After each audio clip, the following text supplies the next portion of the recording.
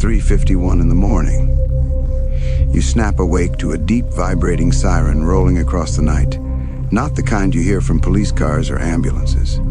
This one is lower, heavier, like metal scraping the sky. It pulses again. Your bedroom feels colder, quieter, too still. Your phone suddenly rattles on the table beside you, the vibration so violent it almost slides off the edge. Your hands shake as you grab it, the screen slicing through the darkness.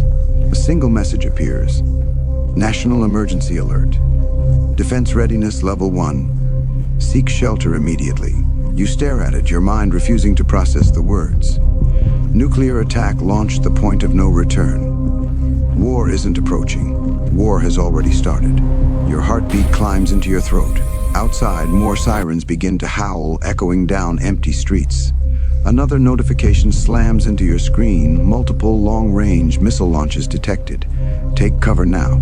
For a moment, the world freezes. Your breath, your thoughts, even sound seems to disappear. It's like time has stepped aside and let panic walk into the room. This isn't a drill. This isn't a movie. This is happening right now, in your city, on your street, in your lifetime. Your stomach turns. You try to stand, but your legs feel like they belong to someone else. Your mind races, where's my go bag? Do I even have one? Do I have food, water? Is the nearest shelter even close? Should I stay? Should I run? World War III has begun. So the question is simple. What do you do next? Before we talk about the steps that could save your life, you need to understand one thing. World War III is no longer just a crazy future theory. Today, the world is closer to a major war than most people want to believe. Russia is locked in a grinding, unforgiving war in Ukraine, a conflict that has now turned into a massive geopolitical tug-of-war. Western support increases, Moscow's threats grow louder, and border tensions rise as NATO countries report more airspace violations, cyber attacks, and covert activity. Experts say Russia isn't just fighting Ukraine anymore. It's preparing for a generational standoff with the West. China, meanwhile, is pushing harder in the South China Sea and around Taiwan. Fighter jets screaming overhead, naval fleets moving into contested waters, warships shadowing each other. Tension has become routine. The U.S. military presence in the Pacific keeps expanding, and analysts warn that a single mistake could ignite a regional war that pulls in half the planet. Then there's Iran and Israel perched on the edge of direct confrontation. Every strike, every retaliation, every escalation inches the Middle East closer to a point where outside powers, including the U.S., could be dragged in instantly. North Korea? More missile launches, longer ranges, sharper threats. Its weapons can cross oceans now. On top of that, the U.S. faces an unseen wave of cyber attacks. Power grids, hospitals, transport systems, banks. Hit by digital strikes that line up perfectly with state-backed fingerprints.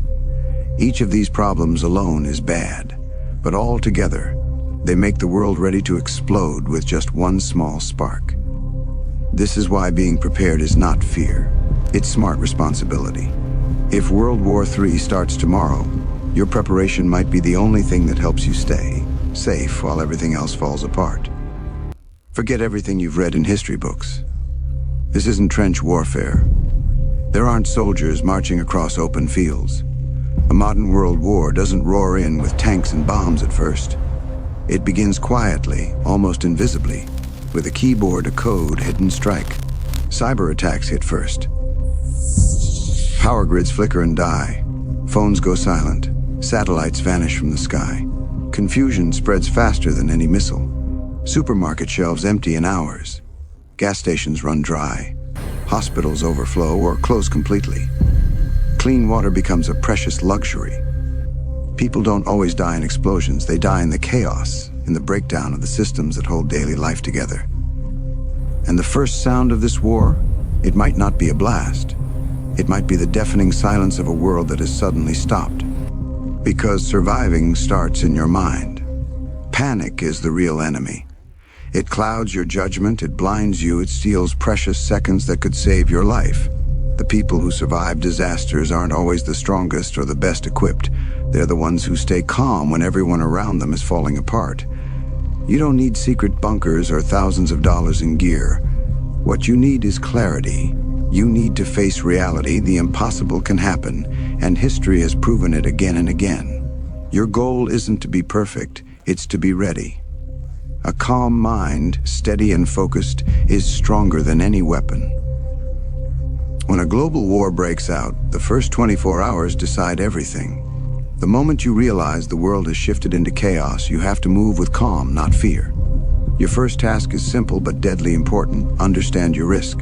Look around your life. Do you live near a capital city, a military base, a big port, a refinery, a financial district, or even a power plant? If the answer is yes, then you're standing inside a danger zone where decisions must be made in minutes, not hours. But if you live far from crowded cities, out in the quiet rural spaces, staying where you are may save you more than trying to escape on highways filled with panic. Your next move is securing water and food, because in war, supply chains collapse before you even realize something is wrong. Water becomes the real currency of survival. Fill everything: bathtubs, buckets, bottles, pots, anything that can hold liquid. Purification can happen later. Storage must happen now. As for food, luxury doesn't matter. Survival does. Grab whatever lasts long and gives energy: rice, canned beans, canned meats, peanut butter, energy bars. Just enough to get you and your family through the next 3 days. Once that's done, ignore the chaos online. Your phone will drown you in rumors and fear, because digital platforms love panic. Social media becomes a storm of lies.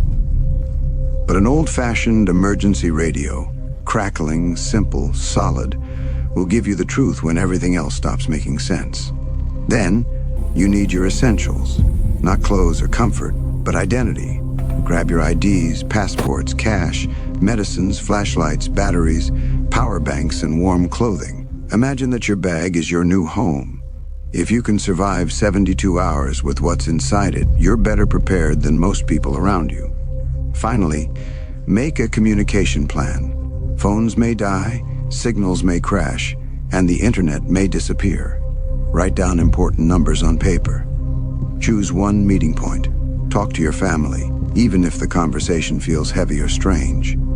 In times of chaos, a plan isn't just helpful, it's life-saving.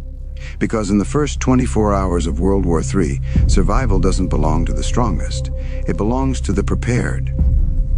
In the chaos of a global war, knowing what not to do can be just as important as knowing the right steps.